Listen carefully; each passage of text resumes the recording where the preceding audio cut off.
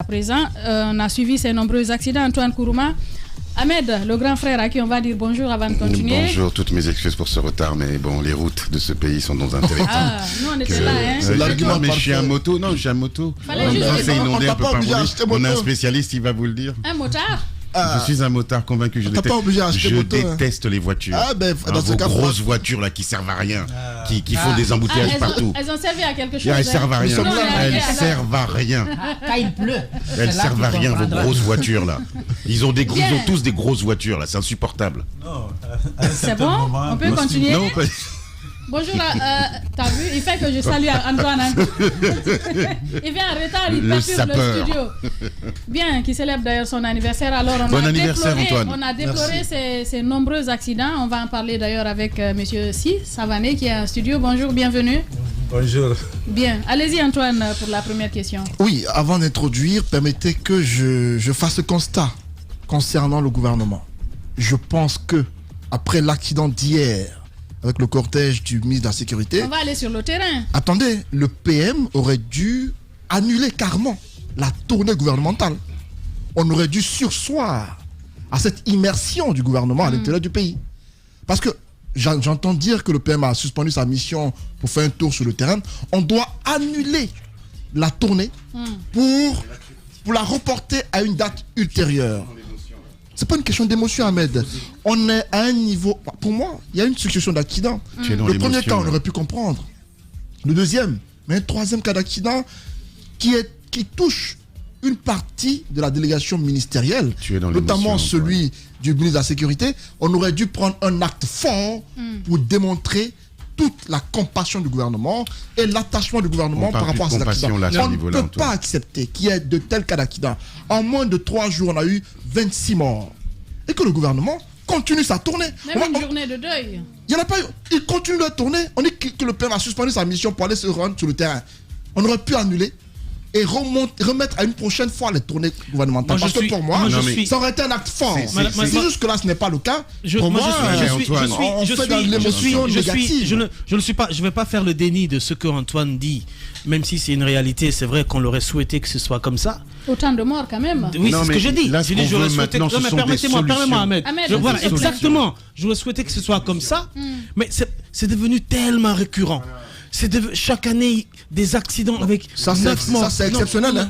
C'est exceptionnel. Je suis d'accord, Antoine. Voilà. Mais pour moi, 2 morts égale à 10, égale à 20, égale à 10. Antoine, non, je l'ai assis. Chaque vie. Antoine, chaque vie humaine, permets-moi. Écoute-moi, permets-moi de te dire. Antoine, tu as parlé, on t'a écouté. Écoute, il faut apprendre à écouter les gens. Antoine, écoute, qu'on ait autant de morts. Écoute, je vais te dire. Écoute, on va parler maintenant. Il veut banaliser. Pour moi, non, mais je banalise pas. Chaque vie humaine est sacrée. Oui. Chaque vie humaine est importante. Oui. Autant une vie humaine est perdue, autant c'est choquant, autant 20 sont perdus, c'est choquant, Antoine. J'attends la suite. Ok. Ce que moi je voudrais dire, c'est qu'il faut aujourd'hui que nous soyons dans la réflexion de la solution. D'accord. Quelle solution il faut trouver aujourd'hui pour qu'il y ait moins d'accidents, surtout sur ce taxe. Commencez par Antoine, attends, écoute, pas écouter les gens, s'il te plaît. Quand on t'écoute, on t'écoute. C'est toi qui dis ça aujourd'hui. Non, mais là, on t'a écouté. Tu as parlé tout à l'heure. On t'a parlé. Tu as parlé. Antoine, bon, allez, si tu veux faire la pagaille, tu fais la pagaille. Mais quand tu as parlé tout à l'heure, on t'a écouté. Ah, écoute, apprends à écouter.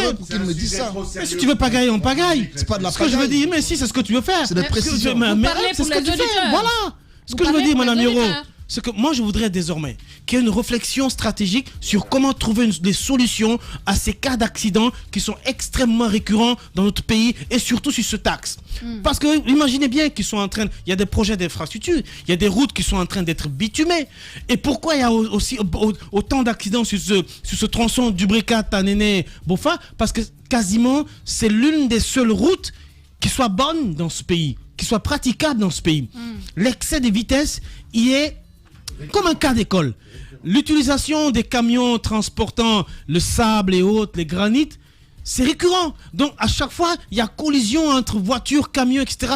Donc, aujourd'hui, je pense que le gouvernement doit pouvoir réfléchir à des pistes de solutions et je pense que les spécialistes sont là.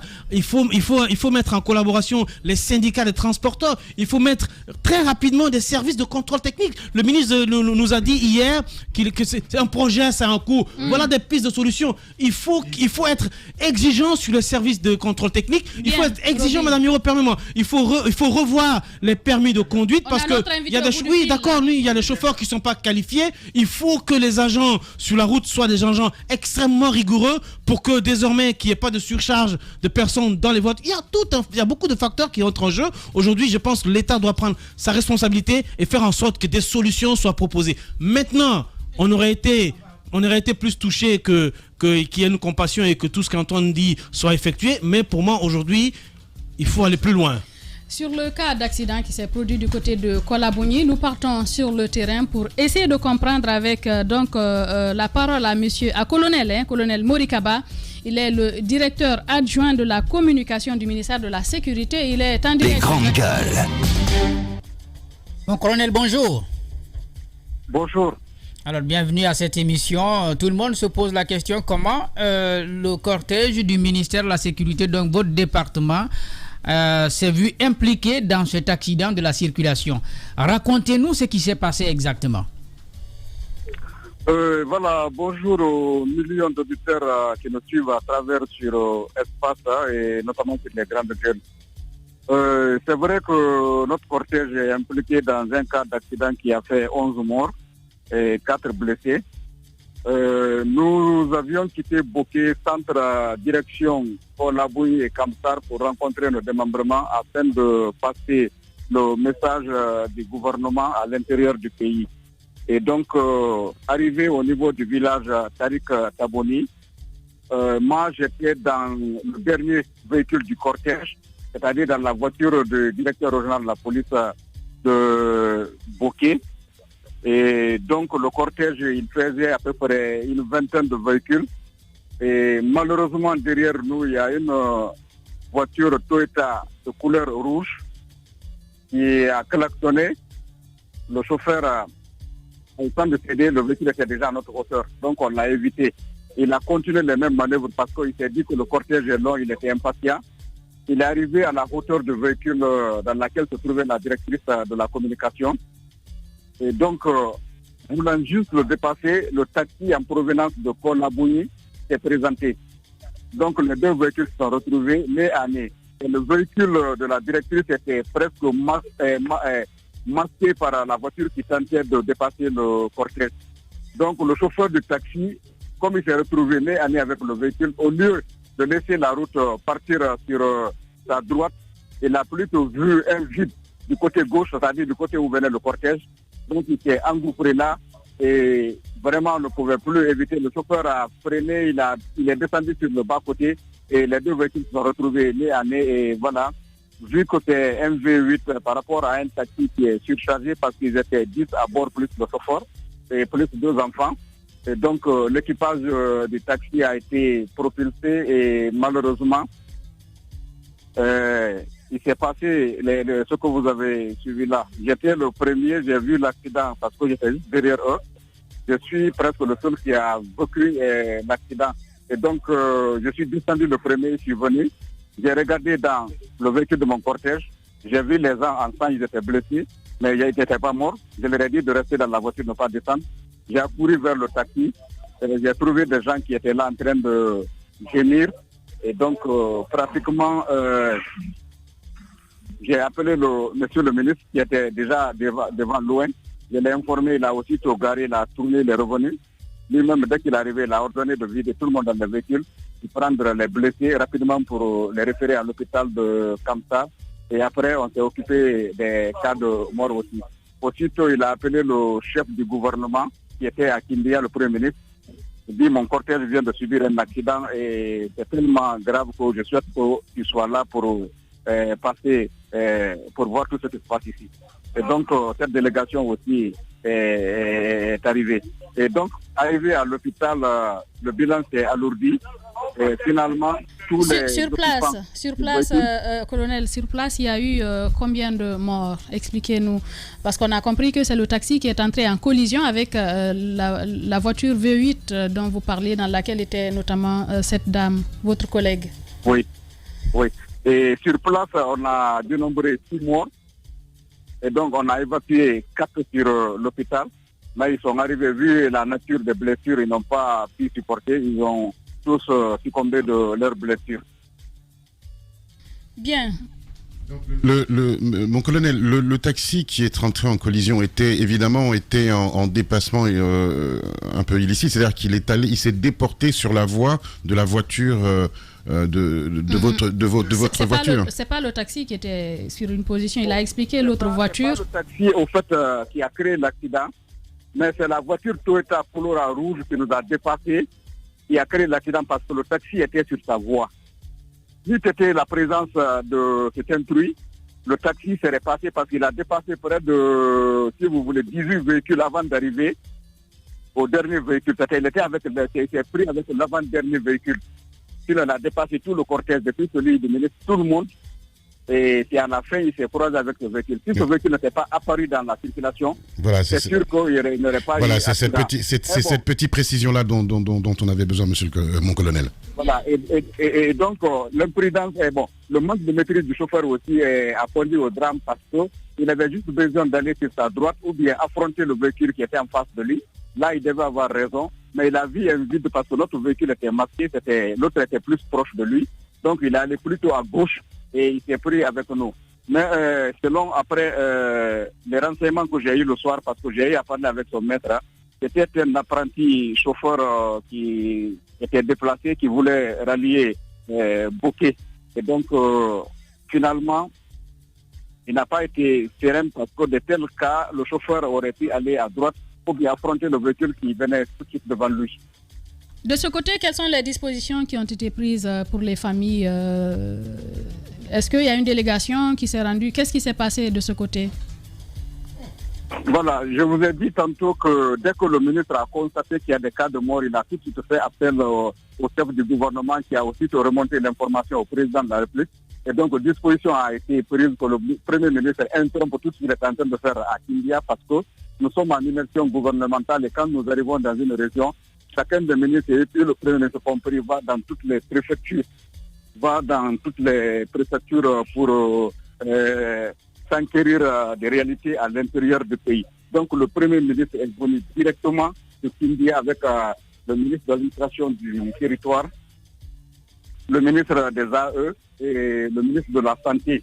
Donc ils sont venus, avant leur arrivée, le ministre avait déjà créé une cellule de crise à Kamsa qui a impliqué le gouverneur, le préfet, le sous-préfet, les maires. Mon colonel, en même temps, les Guinéens se posent beaucoup de questions. Votre département était déjà attendu sur le premier accident du vendredi dernier. Pas de communication jusqu'à ce que vous venez à être impliqué vous-même dans un accident, même si, bien entendu, selon vos explications, vous n'en seriez peut-être pour rien. Est-ce que votre département n'est pas assez indolent sur ces questions d'accident qui deviennent de plus en plus récurrentes? Oui, justement, il ne faut pas tout mettre sur notre département dans la mesure où le premier accident sur la route de Télémélé, c'est un transport mixte, c'est-à-dire que passager plus bagages et qui a causé l'accident. Et dès qu'on a été informé, on a communiqué, peut-être que ce n'est pas arrivé à votre niveau, mais moi j'ai fait un reportage là-dessus. Et quand on est arrivé à Télémélé, le ministre a communiqué là-dessus. J'étais sur mon deuxième reportage pour être amené quand nous avons fait cet autre accident. Donc, ce qu'il faut dire à ce côté, c'est vrai que nous sommes chargés de réguler la circulation, mais il va falloir que les gens aussi respectent le code de la route. Tous les accidents qu'il est question en Guinée sont fonction du non-respect du code de la route. Parce que vous trouvez des gens en surcharge. Colonel, en parlant du respect des codes de la route et du respect des procédures contre les transports mixtes, il revient à l'État de faire respecter la loi. Qu'est-ce que vous faites dans ce sens? Oui, justement, dans ce sens, nous donnons des conseils, nous sanctionnons. Mais si vous êtes dans un pays où 10 ou 9 sur 10 font fi à la loi, c'est difficile de mettre la loi. Mais à 40e, le ministre l'a rappelé, il a dit au démembrement, il a dit au préfet, il a dit que c'est l'implication de tout le monde. Ce n'est pas que la police. Il faudrait que les autorités civiles s'ajoutent à la police pour dire, écoutez, ne faites pas ceci, ne faites pas cela, c'est comme ça, c'est comme ça. Et comme ça, ça renforce les agents. Mais vous savez, nous sommes dans un pays aujourd'hui dominé par... Mon colonel, mon colonel... j'en viens. Oui, mon colonel Kaba. Ahmed, vous êtes une radio de grande écoute. Quand nous devons parler, laissez les gens dire ce qui se passe réellement. Voilà. Et donc, je disais que quand vous êtes dans un pays comme la Guinée, il y a 10 personnes, il y a 9 personnes sur 10 qui font fi à la loi, c'est difficile de rappeler la loi. Parce que tout simplement, il faudrait que tout le monde soit conscient. Mais quand vous dites que c'est difficile d'appliquer la loi, vous démissionnez, colonel. Quand vous dites que c'est difficile de faire appliquer la loi, c'est une démission. Qu'est-ce que vous faites? Parce que est-ce que vous reconnaissez que à des barrages, il y a des agences et transports mixtes dont vous parlez, il y a des gens qui viennent, des taxis qui tanguent parfois, et puis au vu aussi des agents qui sont là, qui doivent faire appliquer la loi, et puis qui les laissent passer. La loi, c'est une population qui ne comprend pas, c'est difficile de le faire. C'est ce que je veux vous faire comprendre. C'est que pour qu'il y ait accident, il faut qu'il y ait, par exemple, un mauvais comportement d'un usager ou qu'un engin soit défectueux. Et là, en ce temps, peut-être on peut nous interpeller pour dire on n'a pas fait tel, on n'a pas fait tel. Mais imaginez-vous dans un pays, il y a plus de 20 ans en Guinée, il n'y a pas de visite technique. Aucun véhicule n'est contrôlé. Pourquoi il ne peut pas y avoir d'accident? Donc ces choses, c'est pas la police qui fait la visite technique. Ça, c'est du ressort de qui, la visite technique? C'est pas la police. La visite technique n'est pas du ressort de la police, c'est du ressort du ministère des Transports. Mais on n'indexe pas que la police, mais vous, le rôle que vous devez jouer, par exemple, en ne laissant pas un véhicule de transport mixte passer avec des gens sur le porte-bagages, on vous interpelle sur cela, colonel. Oui, justement, c'est de ça il est question. Je vous dis tantôt que nous sommes en train de prendre des dispositions à tout bout de champ. On arrête des gens, on les défère, on bloque les véhicules, on fait ceci. Mais la chose perdure. Quand vous arrêtez des gens, ils vous disent non, nous dans notre village, il n'y a pas de véhicules. Mon colonel, sans rentrer dans des polémiques vaines, parce que c'est ni le lieu ni l'heure, on a quand même l'impression à vous entendre que l'État a démissionné depuis des années. C'est-à-dire que je sais que vous n'allez pas vous refiler le bébé en disant c'est le transport, c'est la sécurité, mais on a l'impression que vous vous refilez la patate chaude et que l'État, je dis bien l'État, et donc pas forcément votre ministère uniquement, est incapable de fermeté et de prendre des mesures fermes contre les chauffards. C'est ce que nous demandons, mon colonel. On ne vous demande pas d'explication ni de prendre les responsabilités. On vous demande d'avoir un État fort qui sanctionne les chauffards. Oui, Ahmed, dire que l'État a démissionné, je dirais que la Guinée a démissionné. Parce que l'État prend des dispositions. Aux populations de comprendre qu'il y a tel interdit. Il ne faut pas faire ça, il ne faut pas faire ceci. Quelle que soit la volonté de l'État aujourd'hui de prendre des dispositions, si les populations ne comprennent pas les dispositions prises, c'est difficile. C'est de ça il est question. Et donc, des radios de grande écoute comme vous, au lieu de taper par exemple sur l'État pour dire que l'État a démissionné, il faut plutôt conscientiser les populations. Quand les populations comprendront... C'est ce que nous faisons au quotidien. Même si, j'en viens, même si il y a un maintien d'ordre, si les populations comprennent, l'État n'a pas besoin d'amener les agents sur le terrain parce qu'on sait qu'on a affaire avec des citoyens qui savent ce qu'ils font et vraiment il va y avoir des problèmes. Et on ne peut pas non plus mettre des agents un peu partout pour empêcher que de tels de problèmes. Alors, Monsieur Kaba, nous apprenons qu'il y a eu un autre accident, hier encore, dans l'après-midi, un autre accident qui impliquerait cette fois des parents des victimes du premier accident. Est-ce que c'est avéré? C'est ce qu'on nous a fait comprendre. Quand les gens sont venus à la morgue identifier le corps, juste après, il y a eu un autre cas d'accident. On nous fait comprendre que c'est les parents qui étaient venus reconnaître leur corps, qui sont allés sur une moto, qui sont rentrés en collision avec une voiture. Malheureusement, les deux sont morts et je n'ai pas vérifié l'information, mais c'est ce qui nous a été remonté. Mais quand j'ai parlé avec les gendarmes qui étaient sur place, ils ont dit qu'ils ont reçu l'information que cet accident avait eu lieu avant même que les gens ne quittent la morgue. Donc il serait difficile de dire que c'est eux-mêmes qui sont impliqués. Mais c'est les messages que la population quand même fait passer et je n'ai pas réussi à vérifier l'information. Colonel Mori Kaba, donc porte-parole adjoint de la cellule de communication du département de la sécurité. Merci d'avoir répondu à nos questions ce matin, colonel. véritable success story de la radio Espace Guinée, les Grandes Gueules, détentrices des meilleurs scores radio en Guinée, de la meilleure émission talk show, a donné le créneau horaire du départ au bureau et du retour à la maison, récoltant depuis des années consécutives le titre d'émission la plus écoutée en Guinée, toutes catégories confondues. Un grand total de plus de 5 millions d'auditeurs ont été fidèles au talk show Les GG, diffusé jour après jour sur toutes les stations du réseau Adafo Média de 9h à 10h30, un exploit qui restera longtemps dans les annales de la bande FM en Guinée. Mais aussi sur Espace TV, nous revenons en studio, cette fois-ci avec notre invité à qui nous allons donner la parole. Il s'agit de Abdoulaye Sy Savané, fondateur d'un centre professionnel en conduite automobile, donc qui va prendre... Avant, bien évidemment, Ahmed, vous avez écouté le colonel Kaba, qui est le directeur adjoint de la cellule de communication du ministère de la Sécurité. Pour tout le respect que j'ai pour son rang, je suis vraiment déçu ce matin. Écoutez, je l'ai toujours rappelé dans ce pays. Il n'y a pas d'être supérieur. Ce sont les lois qui font qu'on a l'impression que d'autres sont supérieurs à d'autres. Le respect des lois.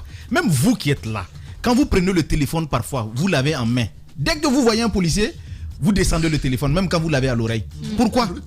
C'est pour vous dire que vous pouvez vous faire sanctionner. Justement. Mais est-ce que des policiers sanctionnent les gens pour ça ici? Non. Si on sanctionnait réellement, même partout aux États-Unis, mais il y a des sanctions, mais vous pensez que les gens n'utilisent pas le téléphone? Le téléphone, en France, vous pensez que les gens n'utilisent pas? Mais quand tu te fais prendre, tu vas payer cher. C'est ce qu'il faut. L'être humain,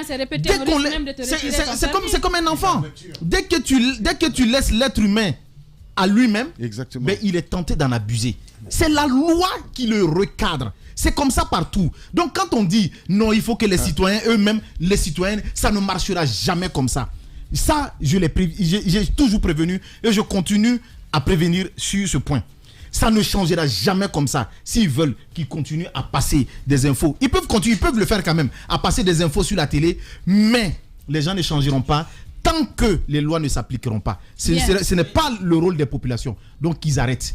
Robbie, on va avec l'invité là. Non mais en quelques minutes, en quelques secondes, s'il vous plaît. Vous ne finissez jamais de parler. Non, moi je vais finir. Ce qu'il faut dire. On est payé pour ça, on est payé pour parler. Ce qu'il faut dire. il faut. Je dis ça, je dis rien, mais en même temps, on est payé pour ça. Ah, mais il faut limiter. Il y a des règles à la matière. C'est en fonction de nos salaires. Comme il est le plus payé ici, il parle le plus. Ah oui, il est le plus payé. Il est le plus payé. C'est lui qui a le plus gros salaire. Robbie, oui, non, je te l'apprends. Mais je fais des révélations. Tu es jalouse, hein? Robbie a le plus gros salaire. Donc c'est celui qui a le droit le plus parler. Je peux parler. J'invite vraiment le gouvernement. Non, il faut mériter son salaire. J'invite le gouvernement à étayer sa communication. Depuis hier, il y a des bavures extraordinaires dans la communication gouvernementale autour de ces incidents qui sont hallucinants. Ça a commencé par le ministre porte-parole du gouvernement et ça se termine par M. Kaba, directeur adjoint, colonel Kaba, directeur adjoint. Non mais tu sens que M. Kaba, il est dans la puissance. C'est une erreur monumentale que la police ne soit pas précis dans les chiffres, ne soit pas précis dans... Non, mais ne soit pas précis, assez précis sur les circonstances dans lesquelles ces accidents sont passés. Je vous dis que c'est grave, madame, c'est grave. Au Maroc, tout près ici, quand vous grillez les feux, on vous retire votre permis pour 3 mois. Rien que griller les feux. Ici, Ahmed parle de téléphone. Il y a des chauffeurs. On vous parle d'un jeune qui a canardé combien de personnes et sûrement qui n'avait pas de permis de conduire. Le dernier camion qui est descendu sur le marché de... le dernier camion qui est descendu sur le marché de Anta ici et qui a fait des morts, c'était un jeune, un petit qui était derrière le volant d'un camion qui a appris dans le tas à conduire et qui n'avait pas de permis. On constate tout ça et il n'y a rien qui est fait et lui il vient me dire que la loi est difficilement applicable. Moi je suis choqué. Bien, Antoine, allez-y avec l'invité pour la première question. Monsieur Sy, vous êtes spécialiste des questions de sécurité routière. Oui, sa réaction d'abord. Mais c'est pas à vous de me dire quelle question je dois poser. Votre réaction, monsieur Sy. C'était ça ma sortie. Tu peux te calmer là. C'était ça ma question. Monsieur Sy Savané, on a vu ces accidents qui ont fait près de 30 morts en moins de 5 jours. Dites-nous, comment est-ce que vous avez accueilli la nouvelle des accidents? Merci tout le monde. En tant que consultant, je suis choqué de tout ce qui se passe dans notre pays. Ces accidents qui se répètent à tout moment. Et on se demande pourquoi ces accidents se répètent. Quelle solution? Est-ce qu'on a trouvé des solutions? Aujourd'hui, dénoncer, ce n'est pas culpabiliser. C'est dénoncer, c'est trouver des pistes de solutions. Il faut le savoir. Culpabiliser les gens, ce n'est pas ça notre rôle. Aujourd'hui, il faut savoir que ces accidents sont là. Qu'est-ce qu'il faut? Il y a des gaps. Formation des conducteurs, vétusté du parc automobile. Et aujourd'hui, il y a la qualité des routes. C'est très important.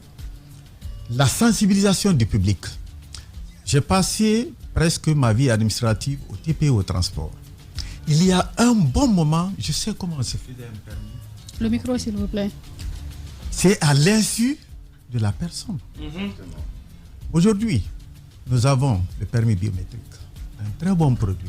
Évitons de le mettre dans un mauvais emballage.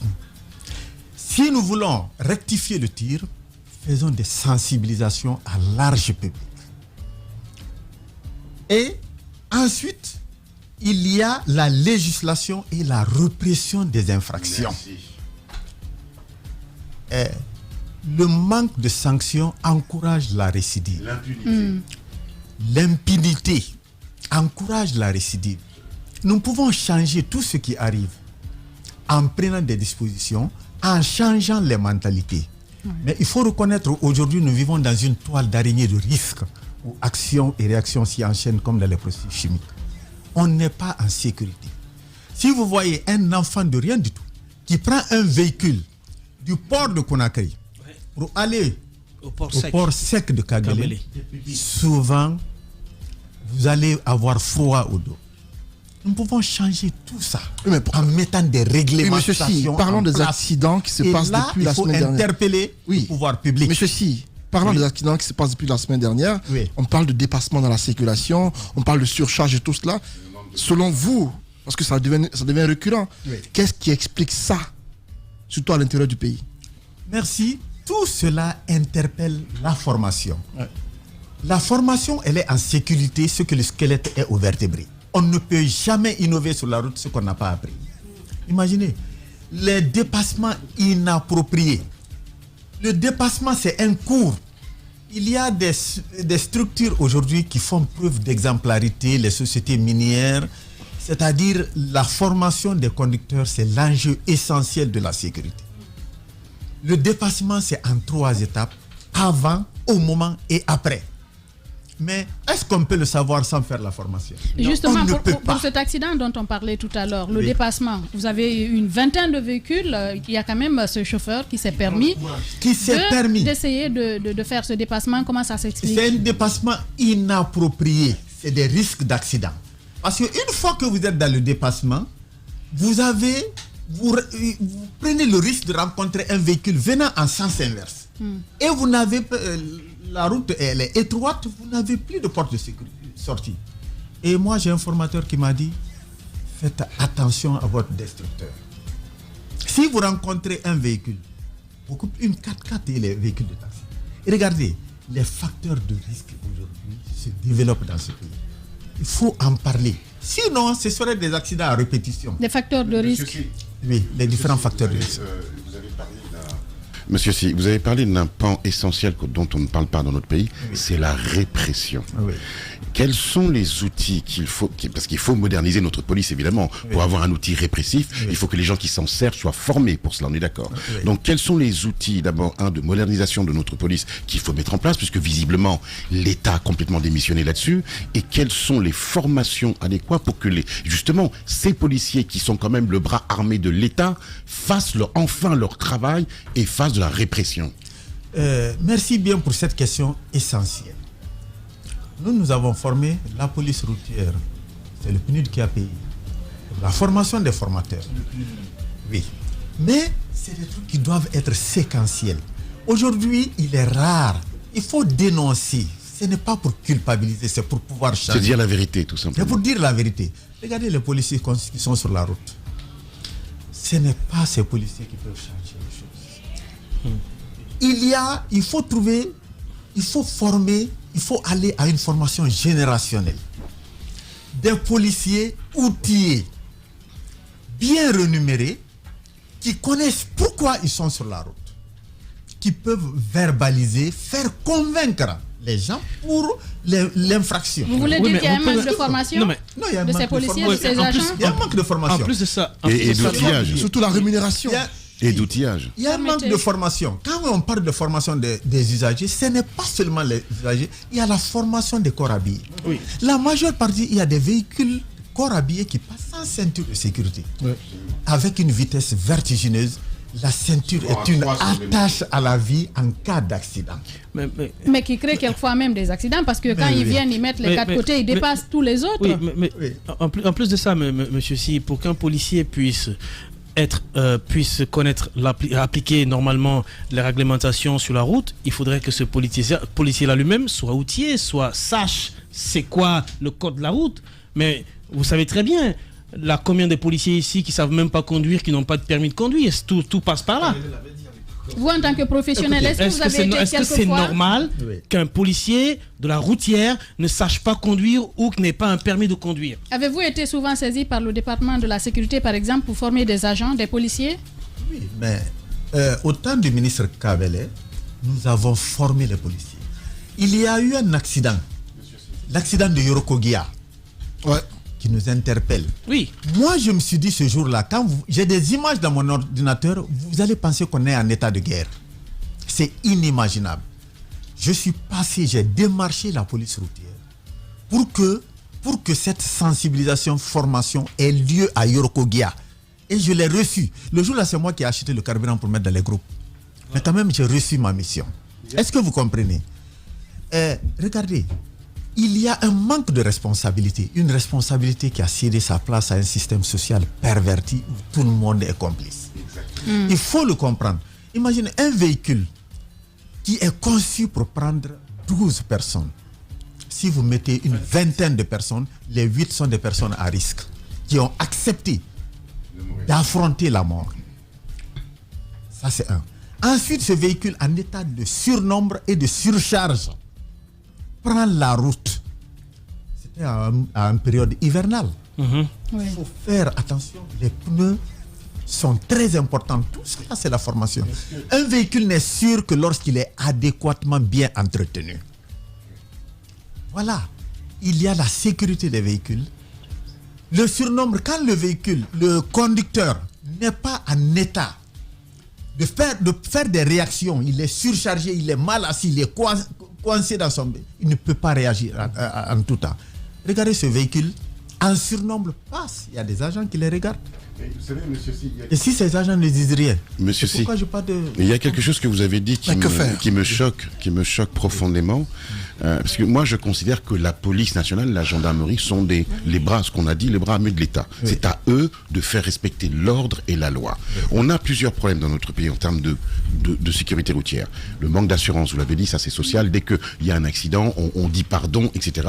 Et personne n'est assuré dans ce pays, premièrement. Deuxièmement, ce qui me choque le plus, c'est que vous nous dites le PNUD a financé.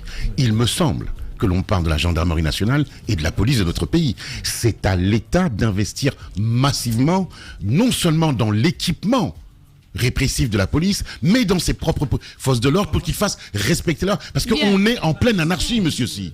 Ce pays est en pleine anarchie. Ahmed, si tu permets, monsieur Si Savané, vous allez répondre à cette question. Le temps pour nous d'aller sur le terrain, recueillir aussi l'avis de monsieur Sekoummar Keita de Thomas Greg, la société en charge donc de la délivrance des permis de conduire en Guinée. Il est en direct, Jacques Lévaleno. Les grandes gueules. Sekoummar, bonjour.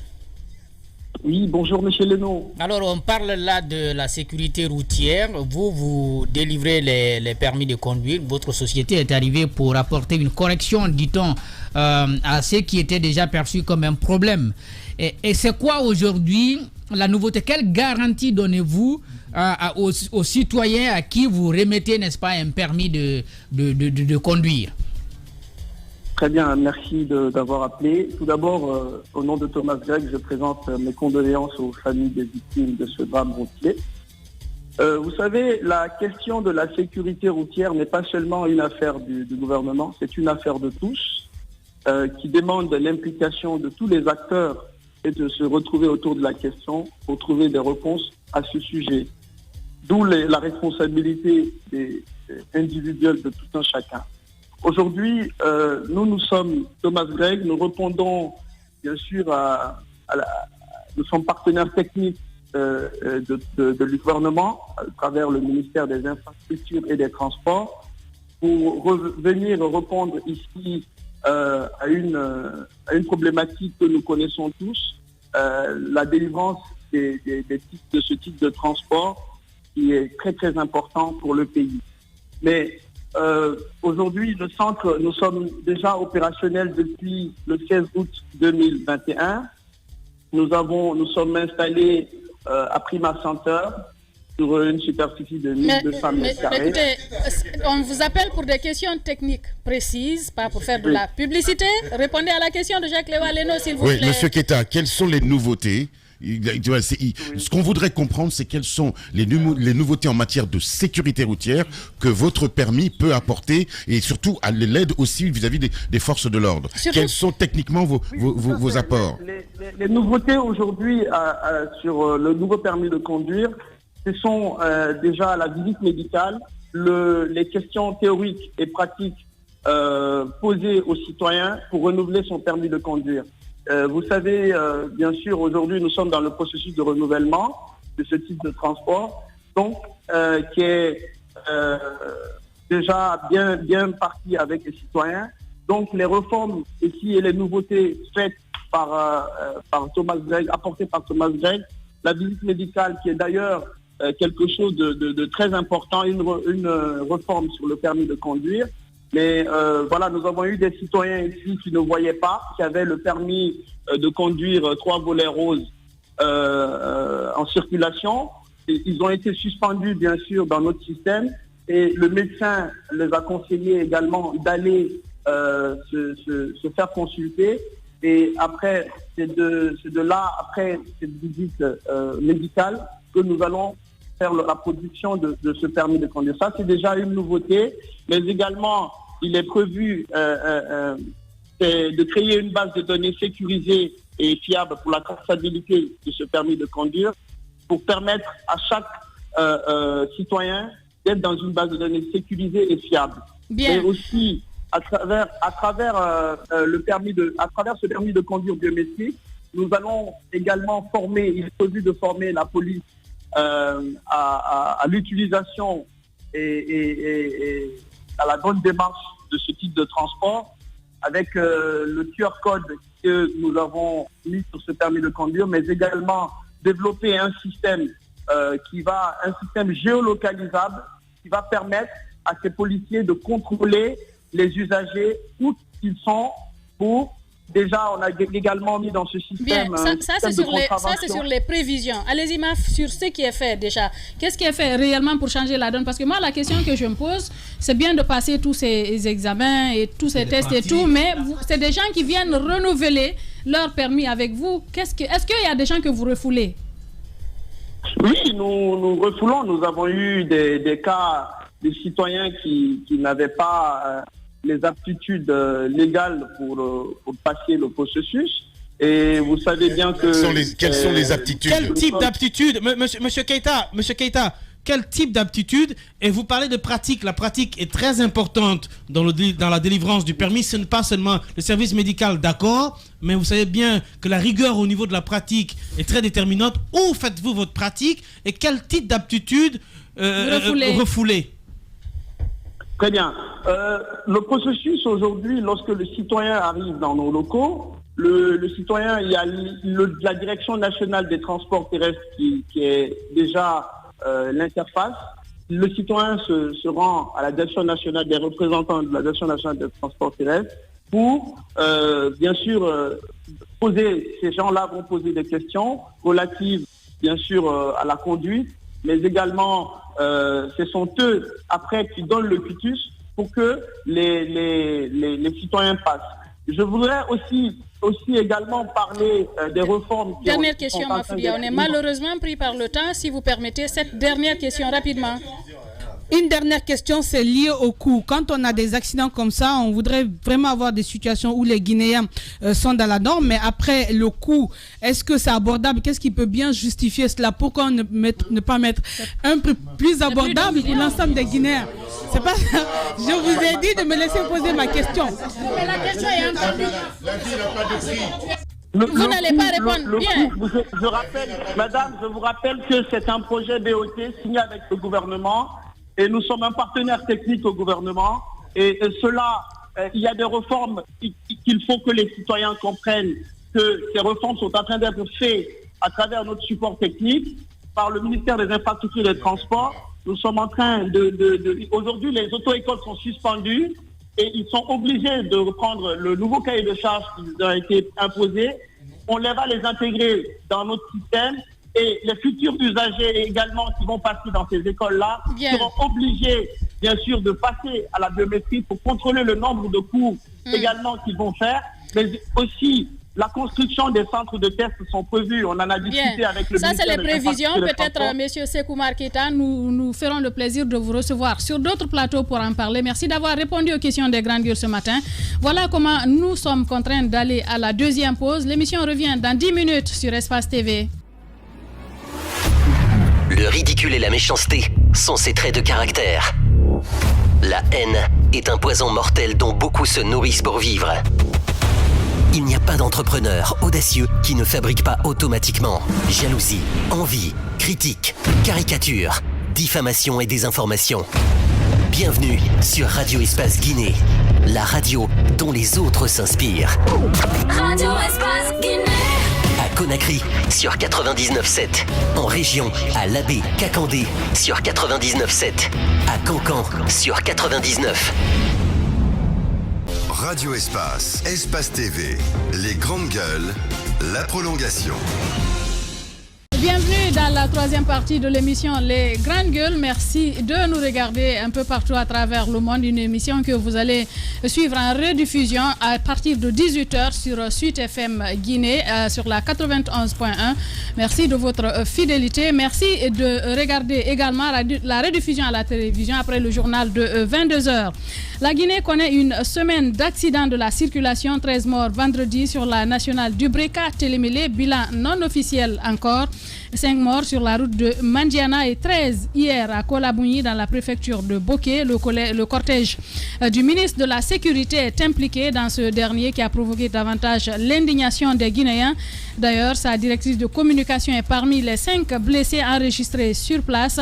Nous avons posé des questions, vous avez dû le comprendre, au directeur adjoint de la cellule de communication du ministère de la Sécurité. Dans un instant, nous continuerons donc le débat avec M. Sissavané. Lui, c'est un professionnel de la conduite automobile. Et puis, nous allons parler également sport. La Guinée pourra-t-elle organiser la CAN 2025? Le gouvernement rassure par le discours, mais peu d'actes se posent concrètement. Le comité d'organisation de la CAN, dont le bureau a été renouvelé à plusieurs reprises, ne donne aucune visibilité sur son travail.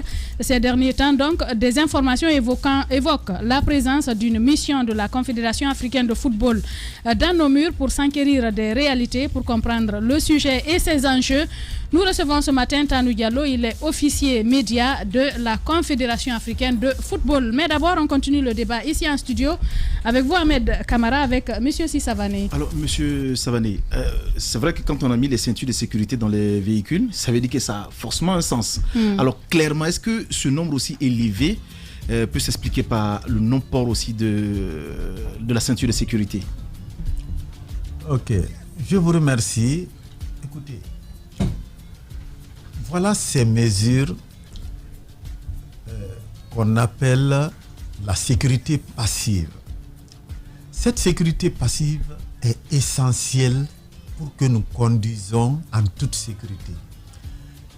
L'être humain que nous sommes, on n'a pas été conçu pour conduire un véhicule. On a été conçu pour autre chose, pour courir, marcher. Mais le véhicule est venu avec une réglementation précise. D'abord, ça commence par l'installation au poste de conduite, l'ergonomie, etc.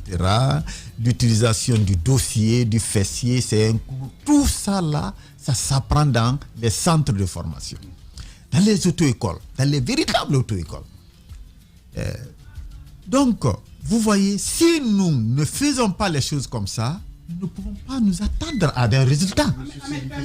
Alors, au-delà du chauffeur, il y a d'autres éléments aussi qu'il faut prendre en compte. Il y a par exemple l'état de la route. Oui. Les routes qui n'indiquent pas la vitesse et tellement de choses. La route ne parle pas. La route ne parle pas. Est-ce que ça aussi c'est un aspect? Mais oui, une route muette ne communique pas.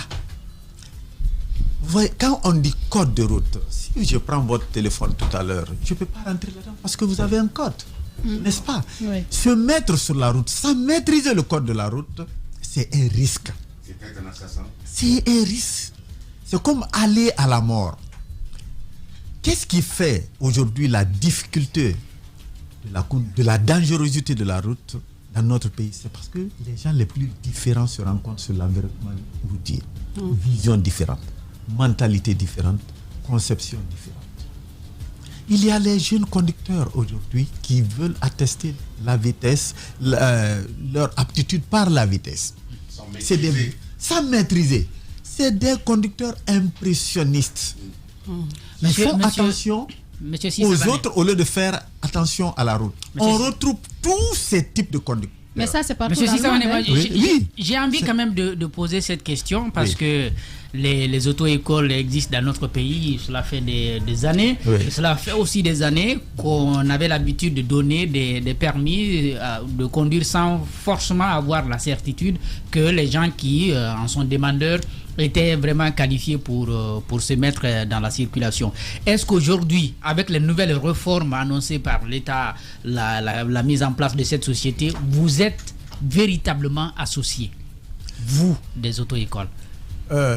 Particulièrement, moi j'ai travaillé avec l'Union européenne pour mettre le PAST en place. Voilà un travail qui a été élaboré pour le nouveau code de route, mais qui sont encore dans les tiroirs. Quand je pense à ça, ça me donne des... Il y a eu beaucoup de dispositions qui ont été prises. Je pense par exemple au permis, puisqu'on en parlait tout à l'heure avec Keïta. Est-ce que vous participez à cette opération, à ce processus? Est-ce qu'on passe par exemple par chez vous avant d'aller chez Thomas Greg? Oui, en principe c'est comme ça. Nous attendons des réformes. Ça c'est le principe, mais qu'est-ce qui se passe? C'est quoi la réalité? Dans la réalité, vraiment, moi je me réserve. On n'est pas associés. Voilà. Okay. Moi j'avais 15 agences à Conakry, mais j'ai fermé tout. Il y a le centre de formation en conduite camion et engin que j'ai abouti. Jusqu'à ce que les réformes réelles se fassent. Parlons de ces auto-écoles. Les auto-écoles, comment est-ce qu'elles s'ouvrent? Comment est-ce qu'il faut? Exactement. Quels agréments elles ont? Quelle est leur qualité, leur compétence? Les auto-écoles, normalement, doivent être les vrais interlocuteurs du pouvoir public, de la sécurité routière. Mais ce n'est pas le cas aujourd'hui. Pourquoi ça pêche à ce niveau-là? Ça pêche parce qu'il arrivait un moment, n'importe qui pouvait ouvrir une auto-école. Sans agrément, sans être outillé pour dispenser les cours. Donc quand on dit que l'État a démissionné, nous sommes dans la vérité. Monsieur Si, dites-le. Oui. Parce que écoutez-moi, que l'État prenne ses responsabilités. Je vais vous donner, excuse-moi, oui. Monsieur Si, je vais vous donner un exemple très simple. Oui. J'ai 57 ans, d'accord? J'ai 57 ans. Oui. Lorsque je suis sorti, non mais je donne mon âge. Moi je suis fier de 60 piges bientôt. Bientôt 60 et je suis fier. Non, 57, tu vois comme je suis bien foutu encore. D'accord, merci. Je vous souhaite d'avoir mon physique quand vous aurez mon âge. D'accord, et d'avoir l'esprit jeune que j'ai. Bref, je suis né en 1960. Ah, ça t'embouche un coin, ça. 57 ans, mon garçon. Ouais. Bref, donc je continue, monsieur Si. J'ai 57 ans. Lorsque je suis sorti du lycée, voire de l'université, j'étais en France. J'ai pas suivi le parcours classique de quelqu'un qui veut apprendre à conduire. Je suis passé par une auto-école. J'ai appris à conduire. Puis un inspecteur m'a fait passer le permis via la préfecture de police de Paris. C'est comme ça que le processus dans un pays et un état normal se fait. Expliquez-nous, dans notre état anormal, dans notre pays où nous savons tout, où nous sommes les meilleurs mais où on ne fait rien, comment ça se passe? Oh, ça se passe tout autre. Un permis ne doit pas être l'objet d'un simple commerce. Le micro, s'il vous plaît. Je dis qu'un permis ne doit pas être l'objet d'un simple commerce. Un permis se mérite. Mais aujourd'hui, il faut reconnaître que ce n'est pas le cas. Mais l'espoir, c'est qu'il y a des réformes qui sont en vue. S'il y a des réformes, c'est que les décideurs eux-mêmes se rendent compte que les situations ne sont pas normales. Bonnes. Ne sont pas bonnes. Ça, c'est évident. Sinon, il arrivait des moments, les gens quittaient le Sénégal. Tu leur demandes, pourquoi? Il dit non, il paraît que c'est plus facile d'avoir le permis ici. Tu baisses la tête. Donc n'importe qui pouvait venir, la rigueur. Mais qui n'a pas la nationalité guinéenne, qui pouvait se permettre de s'offrir un permis. Écoutez, mettons-nous en règle. Ce que j'ai dit au départ, ce n'est pas pour culpabiliser. Nous pouvons mettre des règles ici aujourd'hui pour avancer. C'est pourquoi, moi, vraiment, je souhaiterais que, j'implore le CNRD, même dans cette transition, il peut faire beaucoup de choses. Parce qu'il en va de sa responsabilité. Pardon? Parce qu'il en va de sa responsabilité. Il y va de la responsabilité. Quelles sont les routes concrètement, quelle est la première réforme que vous souhaiteriez voir, vous professionnels de la route, de la sécurité, quelle est la première réforme que vous aimeriez voir mise en place immédiatement pour stopper cette course folle macabre à la mort? C'est la réforme des auto-écoles. De faire des auto-écoles dignes de nom. Avec des gens formés. D'accepter de la formation. Imaginez les auto-écoles. Et d'obliger tout le monde à y passer. D'obliger tout le monde à y passer. L'État doit utiliser même les auto-écoles comme étant des partenaires. Ouais. Quand il y a des recrutements dans l'armée, un peu de tout, on doit associer les auto-écoles. Mais si tout se fait en catimini, doit-on associer les assureurs aussi, enfin tout le milieu de la les assureurs, c'est comme ça que ça doit se passer. Mais si vous n'êtes pas écouté dans ce sens, c'est difficile que vous preniez des dispositions. Parlons du rôle de l'État au niveau de la circulation. L'état de nos routes, par exemple. Tout à l'heure, on disait que nos routes sont muettes. Quel constat vous faites, parlant d'abord de l'intérieur du pays? Récemment, on nous apprend que la route de Koya jusqu'à Kindia est presque finie. Oui. Dites-nous, que pensez-vous de la qualité ou de l'épaisseur de la route? Est-ce que pour vous, pour une route urbaine, c'est normal qu'elle soit comme ça? Et ensuite, qu'est-ce qui serait favorable à la bonne circulation des véhicules lorsqu'on fait une route? La sécurité routière, c'est un problème entier. La sécurité routière est un problème de gouvernance, de conception des routes, un problème de nouvelles technologies, etc., etc. Les routes que nous avons, imaginez, quand je pense un peu à la situation ici, je dis par souvent qu'on est un peu mal barré, mal parti. Absolument. Je connais l'ancien Conakry. J'approche la soixantaine. Mais il arrivait un moment, partout où la même passe et repasse, on a tout construit. Est-ce que vous comprenez? Aujourd'hui, on vit dans une claustrophobie totale. Les routes sont envahies.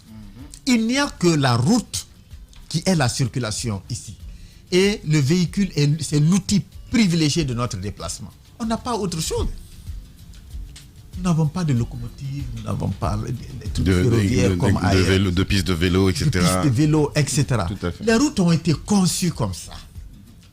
Regardez, moi quand même, j'apprécie vraiment la transition. Regardez, quand vous rentrez dans Boulbiné aujourd'hui, oui, ça commence est repris. Absolument, ça commence à aller. Je remarque, il y a des ruelles aujourd'hui qui étaient fermées avant.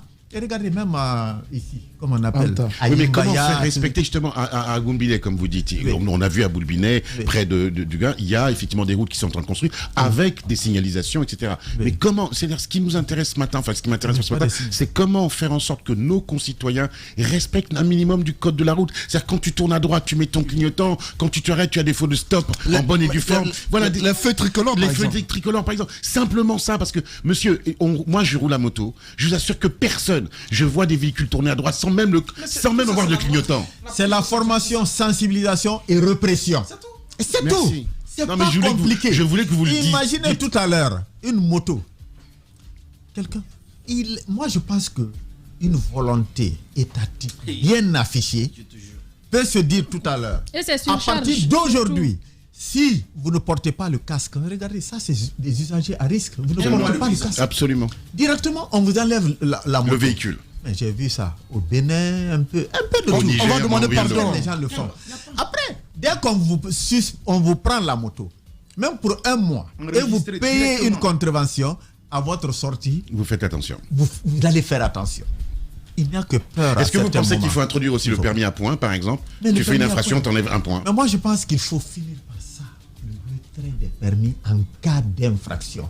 Regardez, après une formation en auto-école, on ne sort pas comme un as de la conduite. On a un permis privilégié, un permis fragilisé à main.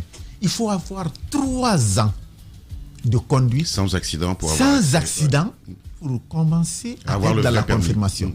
Regardez, pensez au PNF, le programme national de formation, qui commence normalement partout.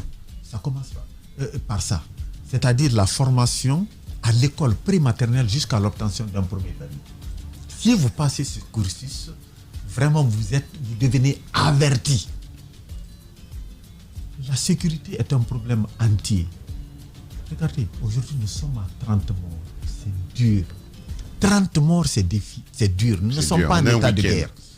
C'est terrible.